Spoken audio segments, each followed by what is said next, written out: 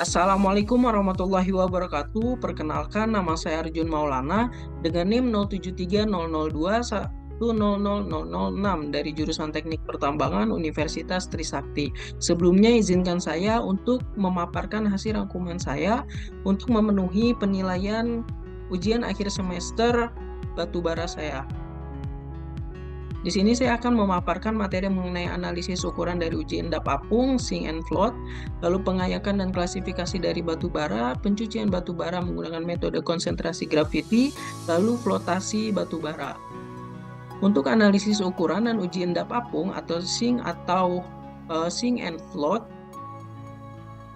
Nah, untuk batu bara atau coal adalah batuan sedimen yang secara kimia dan fisika merupakan heterogen dan mengandung unsur-unsur karbon, hidrogen, dan oksigen sebagai unsur utama dan belerang, serta nitrogen sebagai unsur tambahan. Untuk analisa ukuran batu bara, tidak hanya terdiri dari batu bara murni saja, namun juga terdapat unsur batu pek yang pada dasarnya adalah kotoran dari batu bara itu sendiri. Selain itu, ukuran batu bara yang dibawa juga masih sangat bervariasi sehingga tidak sesuai dengan standar kebutuhan konsumen. Maka dari itu, untuk menentukan ukuran batu bara dilakukan pada saat proses crushing batu bara di stockpile coal crusher plant dengan menetapkan sistem kontrol yang dilakukan oleh main controller. Lalu di bawah ini merupakan tahap atau proses-proses dari analisa ukuran. Kemudian untuk uji endap apung, sink and float. Uji endap apung batu bara atau sink and float digunakan untuk menentukan berat kadar abu dan kadar subur pada masing-masing fraksi endap apung batu bara. Juga dapat digunakan sebagai indikasi tingkat kesulitan dan efektivitas proses pencucian batu bara. Dalam pengujian ini, batu bara akan diperlukan pada larutan dengan identitas yang telah diketahui untuk memisahkan batu bara densitas kecil dengan densitas besar. Densitas kecil akan mengambang, sedangkan untuk batu bara densitas besar akan tenggelam. Dan di samping ini merupakan gambar dari uji endap apung. Selanjutnya ada pengayakan dan klasifikasi dari batu bara. Nah, pengayakan atau screening. Pengayakan dalam batu bara merujuk pada proses pemisahan ukuran partikel batu bara menggunakan ayakan atau saringan. Tujuan pengayakan ini adalah untuk memisahkan batu bara menjadi fraksi-fraksi yang berbeda berdasarkan ukuran partikelnya. Lalu untuk klasifikasi atau classification-nya, klasifikasi dalam batu bara merujuk pada proses pengelompokan batu bara berdasarkan kualitas dan karakteristiknya.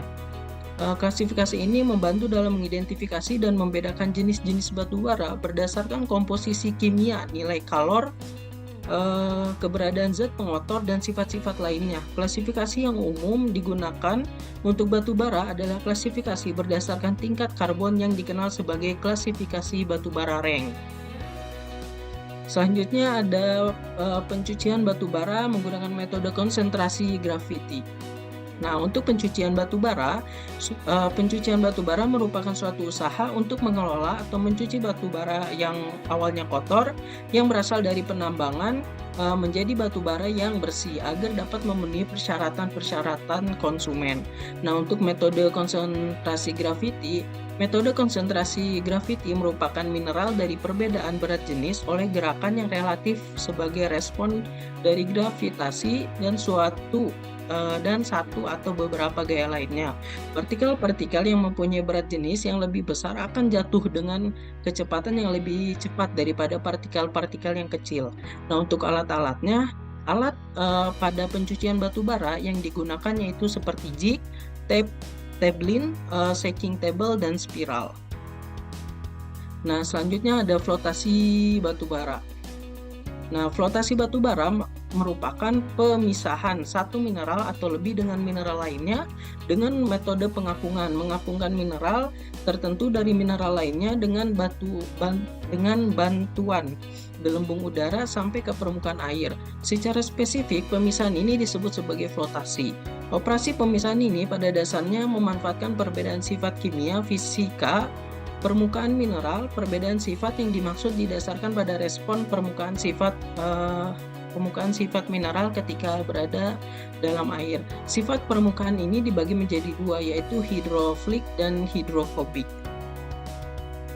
Kemudian ini merupakan jenis-jenis dari flotasi, ada dispersed air flotation, dissolved air flotation, spontaneous flotation, dan vacuum flotation. Sekian dari presentasi rangkuman saya. Jika ada kesalahan kata mohon dimaafkan. Wabillahi taufiq wal hidayah. Wassalamualaikum warahmatullahi wabarakatuh. Terima kasih.